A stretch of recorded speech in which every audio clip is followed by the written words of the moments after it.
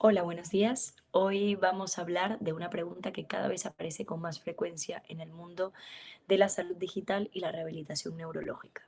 Y es si puede la tecnología devolver la independencia física cuando el movimiento se ha perdido o se ha visto afectado. En los últimos años han aparecido muchísimas tecnologías que intentan sustituir, ampliar o facilitar funciones motoras, como exoesqueletos robóticos, prótesis biónicas, sistemas de estimulación eléctrica, entre muchísimas otras.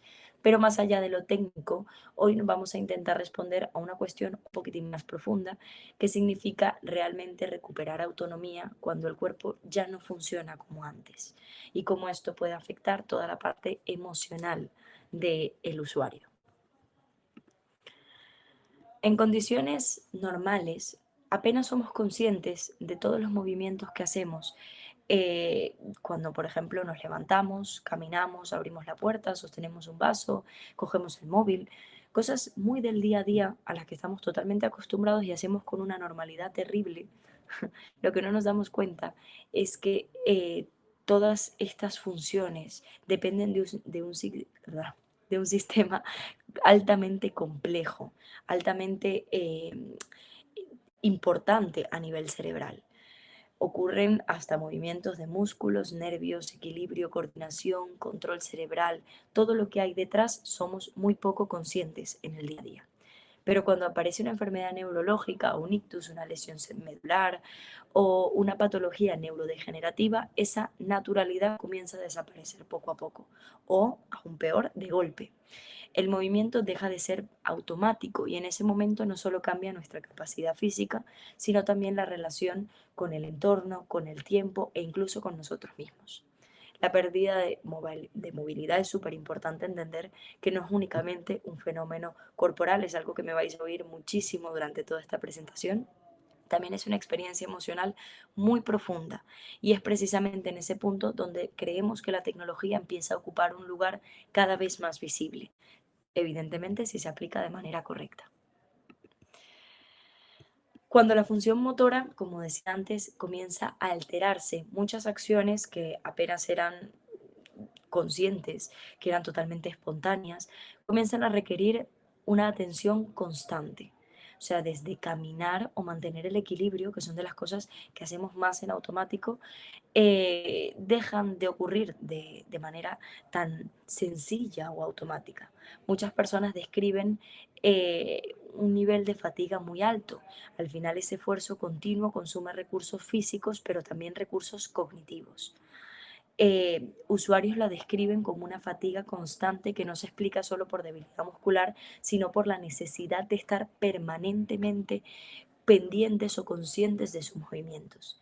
Y cuando el esfuerzo se vuelve cada vez más alto, ocurre algo muy frecuente y lamentable, que es que comienzan a reducir sus actividades. No únicamente porque no puedan hacerlas o porque las circunstancias no estén adaptadas, sino por el coste físico y emocional que es demasiado grande para ellos. Una de las tecnologías más visibles y más novedosas que hay en el mundo de la neurorehabilitación son los exoesqueletos robóticos y la robótica asistencial en general. Estos dispositivos permiten que personas con determinadas lesiones modulares o daño neurológico puedan ponerse en pie y realizar una marcha asistida. De esto, desde un punto de vista técnico, funcionan redistribuyendo al final el peso corporal y activando motores que sustituyen parcialmente el trabajo muscular. Sin embargo, como insistía antes, el impacto no es únicamente físico. Muchos usuarios describen que la primera vez que se pusieron en pie como una experiencia muy significativa a nivel emocional. No solo porque volvían a caminar, sino porque recuperan la sensación de presencia corporal. Una presencia corporal que se ve muy afectada al estar en una silla de ruedas o al estar en otras condiciones.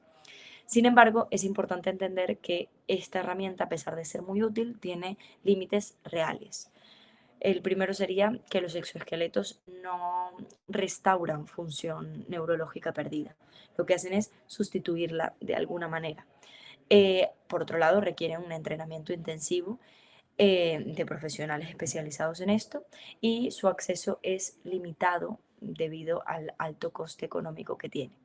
Aún así, para muchas personas representa una ampliación real de su capacidad de acción o por lo menos de su capacidad percibida. Por otro lado, tenemos las prótesis biónicas, lo cual también es otro avance bastante importante de la tecnología. A diferencia de las prótesis tradicionales, muchos dispositivos actuales utilizan señales mioeléctricas procedentes de los músculos y estas señales al final lo que permiten es traducir la intención de movimiento en una acción mecánica. ¿Qué quiere decir esto? Que la persona vuelve a poder, por ejemplo, coger, sostener o manipular objetos mediante tecnología. Eh, por decir un ejemplo, el impulso a nivel cerebral ocurre, o sea, la acción de querer cogerlo, pero esta vez, a diferencia de lo que llevan percibiendo en el último tiempo, sí que pueden llegar a coger, por ejemplo, ese vaso de agua. Por lo tanto, el impacto no es únicamente funcional. Incorporar una de estas prótesis implica un aprendizaje, un reaprendizaje cerebral muy importante, porque el cerebro necesita integrar ese dispositivo dentro de su esquema corporal, que quizás ya se había hecho a no tener movimiento o a no tener esa parte física en el cuerpo. Este proceso activa mecanismos de plasticidad neuronal donde el sistema nervioso aprende a utilizar nuevas formas de movimiento. Por lo tanto, cada gesto reaprendido o recuperado puede parecer pequeño, pero en la vida cotidiana supone recuperar independencia en acciones básicas, como por ejemplo escribir, usar un teclado o sostener una taza.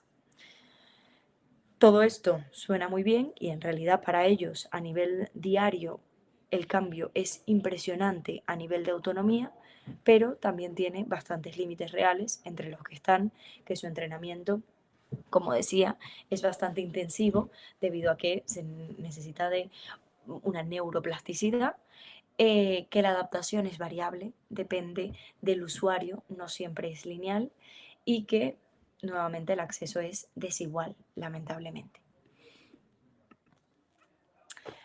Por otro lado, es importante aclarar que no todas las alteraciones motoras implican una desconexión completa entre el cerebro y el músculo.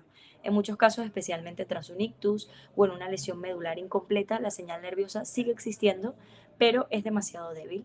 Y aquí es donde aparece la estimulación eléctrica funcional, o el FES, por llamarlo en- según su abreviación. Este sistema aplica impulsos eléctricos controlados sobre músculos o nervios periféricos.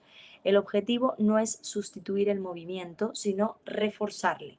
La tecnología al final lo que busca es amplificar la señal motora residual y facilitar que el músculo vuelva a activarse. Muchos sujetos describen como especialmente impactante el movimiento en que o sea, justo ese momento en el que el músculo, que parecía básicamente estar apagado, vuelve a responder.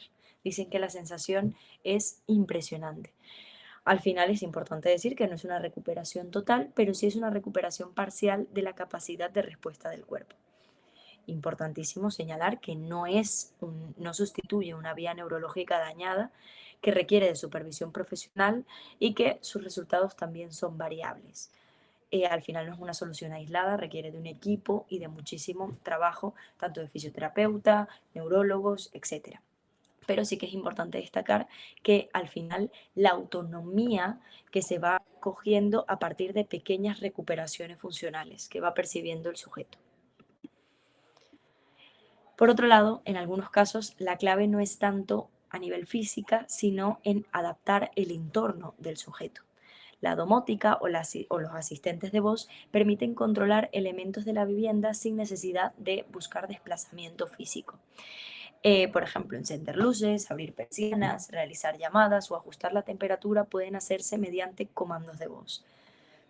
Para una persona con movilidad reducida, esto reduce muchísimo las pequeñas dependencias cotidianas. Y este tipo de tecnología, por lo tanto, tiene un impacto clínico, sobre todo a nivel emocional y a nivel mental, muy interesante, porque reduce las solicitudes de ayuda constantes, aumentando su sensación de control del entorno y disminuyendo la carga emocional asociada a la dependencia. Así como también a veces la carga que puede significar para un cuidador sobre todo para ellos, para el usuario, para el paciente afectado, es muy grande a nivel de autoestima, lo que significa poder manejarse por lo menos con las funciones más básicas, como encender su luz, abrir una persiana, no tener que llamar desde el momento en el que abren los ojos a un cuidador para que les ayude a hacer estas funciones más básicas. Pero a su vez también tiene límites, y es que muchas veces estos sistemas son bastante complejos o por lo menos poco intuitivos, lo cual puede generar frustración en vez de autonomía debido a sus configuraciones más complejas. Por eso es súper importante que si tienen algún familiar, sobre todo jóvenes, cerca o cuidador, se centren en dejarles el aparato totalmente configurado, por llamarlo de alguna manera, y que encima les enseñen a utilizarle para que pueda ser funcional para ellos, para que realmente le den uso en el día a día, porque si no va a quedar únicamente instalado y dejado ahí en una esquina cogiendo polvo y esa no es la idea. Es importante así entender como conclusión que la tecnología que amplifica, o sea, que la tecnología busca amplificar o sustituir funciones motoras, no actúa únicamente sobre el cuerpo. Es lo que llevo insistiendo desde el inicio. Actúa sobre la identidad de esa persona. Muchas personas experimentan emociones ambivalentes cuando empiezan a utilizar estos dispositivos, porque por un lado aparece la esperanza por volver a ponerse en pie, por desplazarse o manipular objetos con más autonomía, pero también puede aparecer la frustración cuando esa adaptación es lenta o las expectativas son demasiado altas para lo que realmente consigue ese aparato o ese apoyo. Es importante recordar que la experiencia emocional rara vez es lineal, por lo tanto estos procesos se suelen acompañar de profesionales no únicamente fisioterapeutas, neurólogos o médicos, sino también de psicólogos o neuropsicólogos para ayudarles en este proceso de adaptación. Cuando hablamos al final de salud digital es fácil centrarse únicamente en la innovación tecnológica, pero la verdadera cuestión es si esa tecnología realmente es asequible. Muchos dispositivos, aunque parezca sorprendente, siguen teniendo costes muy elevados o requieren de contextos sanitarios especializados como centros de día, residencias, etcétera. Por lo tanto, llevarlos al día a día de los usuarios, a sus hogares, a sus trabajos, etcétera, sigue siendo sumamente complicado. Pero la accesibilidad no es únicamente económica, también implica la facilidad de uso, las interfaces que sean más comprensibles y una adaptación a las capacidades reales de cada usuario. Otro aspecto importante es el que comentábamos en la diapositiva anterior, que es esas expectativas más realistas que deberían de tener. Al final, estas tecnologías no restauran completamente la función neurológica perdida. Su valor es ampliar las posibilidades de acción dentro de unos límites clínicos que tiene cada persona. Por lo tanto, es importante que a nivel profesional trabajemos mucho en ello y les ayudemos a comprenderlo incluso antes de empezarlas a utilizar para que esos niveles de frustración no sean tan altos.